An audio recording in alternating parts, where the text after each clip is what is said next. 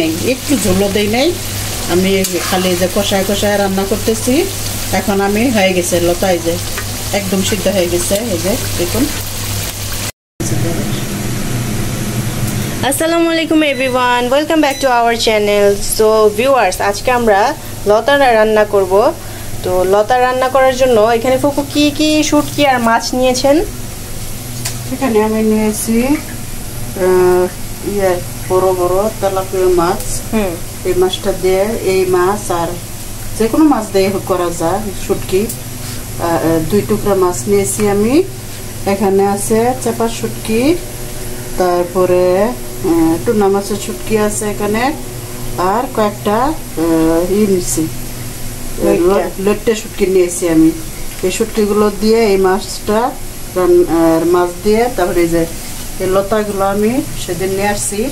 রাত হয়ে গেছিল দেখে আমি পারি নাই, আর গরম অনেক প্রচুর ছিল।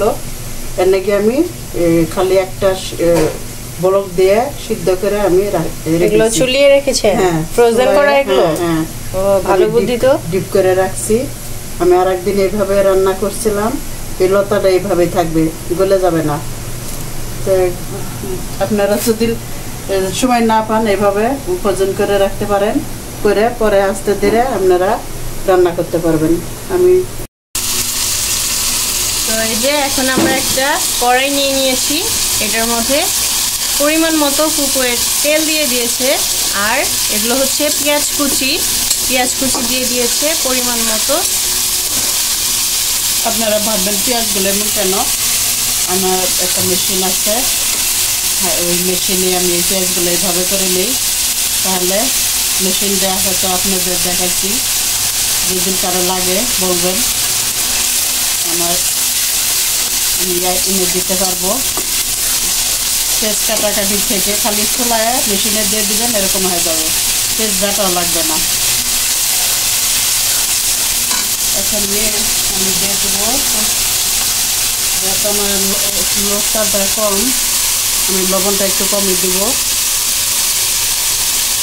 অল্প একটু লাগলে পরে দেওয়া যাবে।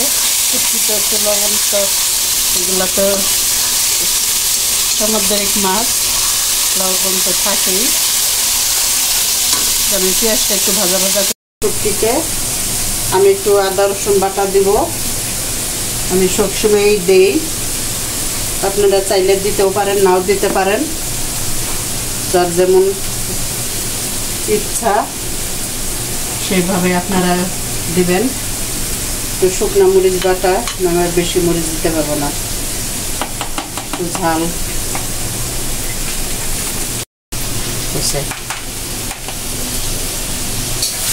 আমার মতো হলুদ,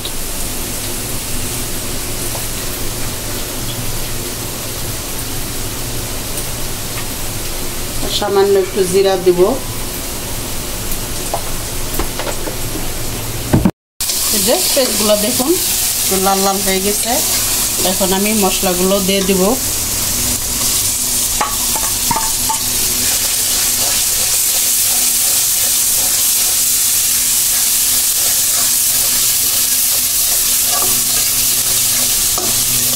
আপনারা যার যেমন মতো ঝাল খেতে পারেন, নিতে পারেন, কিন্তু আমার জন্য আমি একটু পারি না, একটু ঝাল বেশি দেওয়ার জন্য।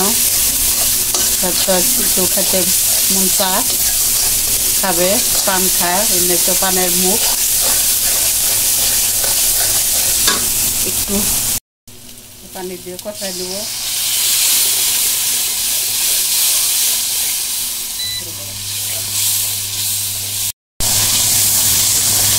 দেখুন আমার মশলাটা কষানো হয়ে গেছে। এখন আমি মাছগুলো দিয়ে দেব, এমনি গলে যাবে, বড়ই দিয়ে দিলাম। শুটকিটা মাছটা আমি একবারে কষাই নেব।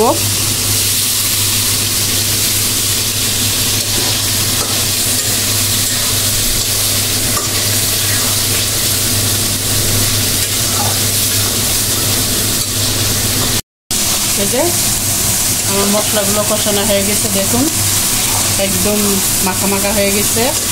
এখন আমি লতাটা দিয়ে দিব। মাছটা এমনি গলে যাবে আস্তে আস্তে। মাছটা গলে গেলে তরকারিতে সুস্বাদু হবে।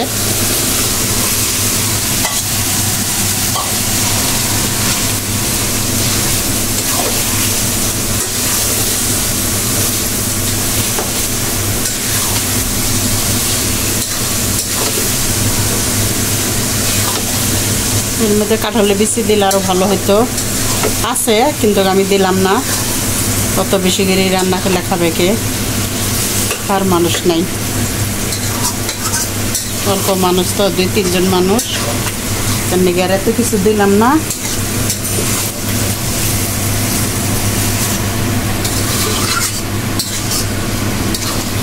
এখন আস্তে আস্তে একটু কষায় নিব, নিয়ে তারপরে হালকা করে একটু ঝোল দিব, দিয়ে নামাবো।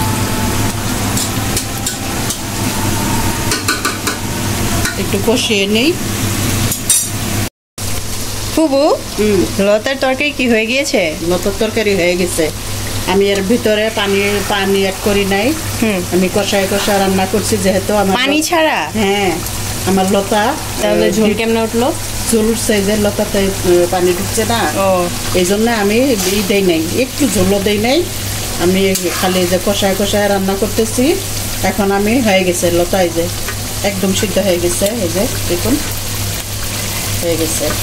এখন একটু ধনে পাতা দিয়ে দেবো, আমার ডিপ করা ধনে পাতা।